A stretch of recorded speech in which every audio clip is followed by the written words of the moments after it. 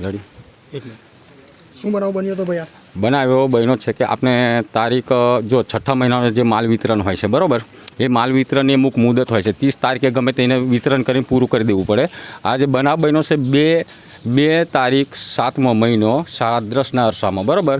આજે જે લોકોને પૂરતું અનાજ જોઈએ છે પૂરતું અનાજ મળતું નથી, અને પ્લસ કૂપનની સરકારશ્રીએ કૂપનનો નિયમ કાઢ્યો, કૂપન પણ આપતા નથી. અત્યારે 3જા ભાગનું અનાજ મળતું હોય, ગરીબોના મોંમાંથી કોરીઓ છીનતા હોય. મારે એમ કહેવું છે કે સંચાલકે એવું કહેતા હોય કે ઉપરના અધિકારીઓ કટકી કાઢે, તો ઉપરના અધિકારીઓ કટકી કાઢે તો અમને જાણ કરો.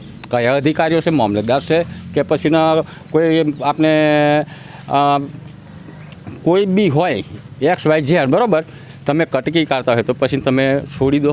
તમને એક પ્રકારનું કમિશન સરકાર કિલો દીઠ આપે છે બરાબર, પણ તમે ગરીબનો મોઢામાંથી કોરીઓ કાઢો, તમે ધાક ધમકી આલો, એ ના ચાલે. અને ખરેખર મારે સરકારશ્રીને વિનંતી